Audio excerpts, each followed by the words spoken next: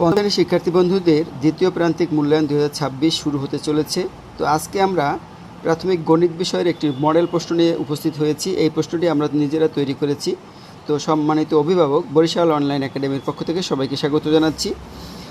আর ফেসবুকে আমাদের পাবেন বিক্রম অনলাইন একাডেমিতে। তো প্রথমেই থাকবে 10টি এমসিকিউ, অর্থাৎ টিক চিহ্ন। সঠিক উত্তরটি খাতায় লিখতে হবে। এখানে দেখো আমরা 10টি দিয়েছি, গুরুত্বপূর্ণ 10টি টিক চিহ্ন দিয়েছি। এগুলো অবশ্যই বাসায় বসে প্র্যাকটিস করবে, সম্পূর্ণ প্রশ্নটি দেখবে, তাহলে তোমরা আরও ভালো ধারণা পাবে। অবশ্যই সম্পূর্ণ ভিডিওটি দেখার অনুরোধ থাকবে। 5 এর 18 এর মিশ্র ভগ্নাংশ কোনটি? অর্থাৎ 18কে 5 দিয়ে ভাগ করলে কি উত্তর হবে 3 3। এটা হলো মিশ্র ভগ্নাংশ। নিচের কোনটি সবচেয়ে বড়? 4-এর 3। যখন 3 3 3 3 উপরে যখন সবগুলোর লব একই থাকবে, তখন নিচের যে সংখ্যাটা ছোট সেই সংখ্যাটি হবে বড়। তারপর দেখো, নিচে একটি সাদা কাগজে 0.34 অংশ লাল করলো, কাগজে কত অংশ অবশিষ্ট? অর্থাৎ 1 দিয়ে এটাকে বিয়োগ করতে হবে, তাহলে হবে 0.66 অংশ। 77 গুণ 0.0001 কত? তো এটা দিয়ে এটা গুণ করলে হবে 0.0077, অর্থাৎ দশমিকের পর 4টে সংখ্যা থাকতে হবে। তারপরে দেখো, একটি সংখ্যার 50% 6 হলে সংখ্যাটি কত? তো 50% 6 হলে 100% 6 2 দিয়ে গুণ, 6 2 12। নিচের কোনটি সঠিক? এটা হলো 25-এর 9 = 36%। এটা সঠিক কিভাবে? আমরা 25কে 4 দিয়ে গুণ করলে হয় 100, আর 4 দিয়ে 9কে গুণ করলে হয় 4 9 36, অর্থাৎ তখন 100% হয়ে যায়, অর্থাৎ 36%।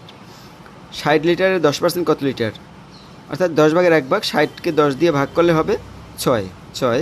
100%-এর অর্থ হলো 1 হলে 160% অর্থ হলো 1.6।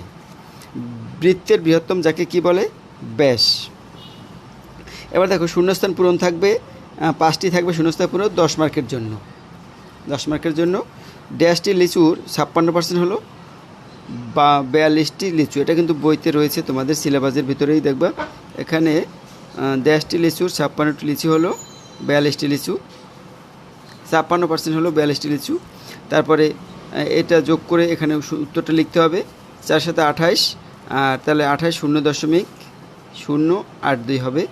আর এটা তোমরা নিজেরা করবে, এটা বইতে রয়েছে, সরাসরি বই থেকে নেওয়া হয়েছে। ক্রয় মূল্য থেকে বিক্রয় মূল্য ড্যাশ হলে লাভ হয়। ক্রয় মূল্য থেকে বিক্রয় মূল্য বেশি হলে লাভ হয়। 24 জন লোক 60 জন লোকের কত পার্সেন্ট? 24 জন লোক 60 জন লোকে, এটাও বইয়ের থেকে সরাসরি নেওয়া হয়েছে। এই দুটো তোমাদের প্র্যাকটিসের জন্য থাকবে, এগুলো বই থেকে নিচ্ছি। সংক্ষেপে উত্তর দাও। 10টি সংক্ষেপে উত্তর দেওয়া প্রশ্ন থাকবে, 10টার অ্যান্সারই করতে হবে, এই জন্য 10 মার্ক। কিন্তু 11-এর 6-এর বিপরীত ভগ্নাংশ কত? তার মানে উল্টিয়ে যাবে, 6 নিচে আসবে, উপরে 11, এরকম করতে হবে। তারপর পূর্ণসংখ্যার সাথে কোন ধরনের ভগ্নাংশ মিলে মিশ্র ভগ্নাংশ হয়? পূর্ণসংখ্যার সাথে সাধারণ ভগ্নাংশ মিলে মিশ্র ভগ্নাংশ হয়। 45%কে সাধারণ ভগ্নাংশে প্রকাশ করো, 145। 0.7কে শতকরায় প্রকাশ করো। বর্গের একটি বাহুর দৈর্ঘ্য 3 সেমি হলে বর্গের ক্ষেত্রফল কত? তাহলে 3 × 3 9 বর্গ হবে, 9 বর্গ সেমি। সামান্তরিকের বিপরীত বাহুর দৈর্ঘ্য কেমন? সমান্তরাল। লাভ ক্ষতি কিসের উপর নির্ভর করে? ক্রয় মূল্যের উপর। 200 টাকার 150% কত? 200 টাকার 150% হলো 300 টাকা। আর 0.01 গুণ 0.01 কত? তাহলে এখানে আছে 1 2 1 2, দশমিকের পর 4 সংখ্যা হবে, 1 2 3 তারপর 1। আয়ত কাকে বলে? এবার দেখো, 4 নম্বরের যে কোনো 2টি প্রশ্নের উত্তর দাও। এখানে ভগ্নাংশের যে অধ্যায় রয়েছে সেখান থেকে এই প্রশ্নগুলো এসেছে।